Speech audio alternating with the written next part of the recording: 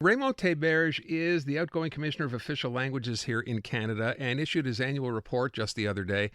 It addresses everything with respect to the country as a whole, but it also addresses situations here in Quebec, especially those for English-speaking Quebecers.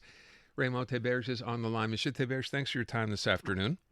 Thanks for having me. Let me begin by asking, with respect to English-speaking Quebecers here in Quebec, have things gotten, in your assessment, better or worse over the past few years?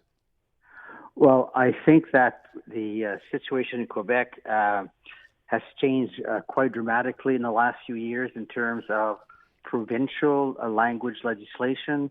There has been changes to the Federal Official Languages Act, which, in my view, creates an asymmetric language legislation. However, the Official Language Act still recognizes the English-speaking community as an official language community in Canada, and based on that, they are protected by the Official Languages Act. They're protected by Part 7 of the Act.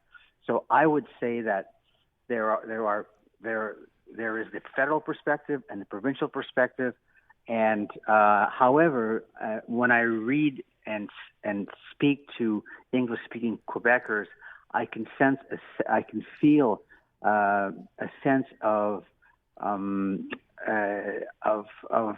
being not looked upon, of not receiving the kind of respect they should from particularly the Quebec government, and that shows to me that there's probably a lack of consultation with respect to what are the needs of the English-speaking communities in Quebec, who are, contributors to Quebec society as a whole.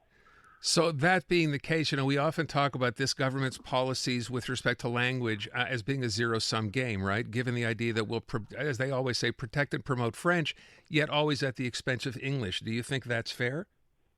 I think that the government, it's up to the government to decide how the kind of legislation they want to put forward. My view is that it's how it's applied. If they want to protect and promote the French language, that is prerogative, but it should be done while respecting the rights and needs of the English-speaking communities, whether it's in healthcare, whether it's in education, or whatever the case may be. The English-speaking community of Quebec has certain needs that have to be responded to, and one should not be in opposition with the other. I mean, you can chew gum and walk at the same time. So I think you can protect and promote the French language, all the while promoting the interests of the English-speaking communities. We did a study on that last year, and clearly English-speaking Quebecers are fully participative in Quebec society. Mm-hmm. They are highly bilingual, and I think that we do not do the community justice by some of the gestes that are being done to them currently.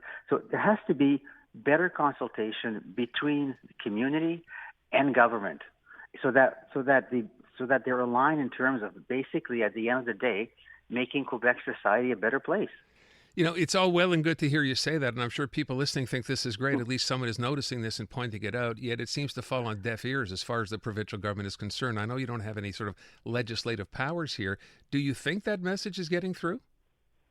I suspect that the message is not getting through, and when I speak to the English-speaking community leadership, I sense that the level of communication is not where it should be, and that, as you said earlier, it seems to be a zero-sum game, but that should not be the case, because the English-speaking community of Quebec are net contributors to Quebec society, and they are engaged in making Quebec a better place.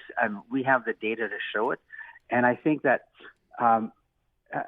you have to think of all the communities in a province. How can they all contribute to making this a better province? I do think that there is a concern for the future of French in Quebec. However,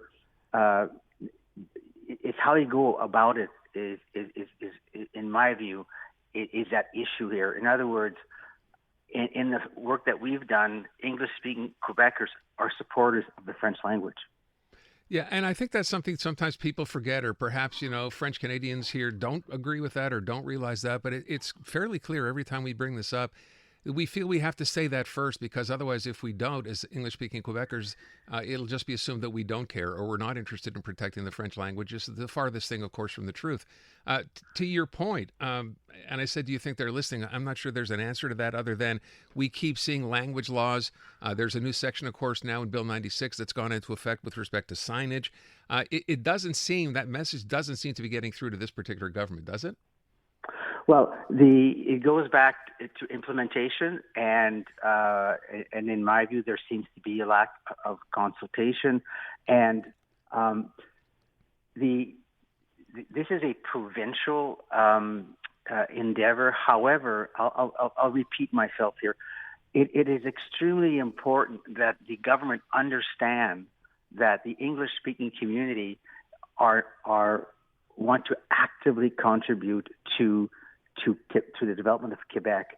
And I look at the data that we have with respect to what do people want. Well, they want to stay.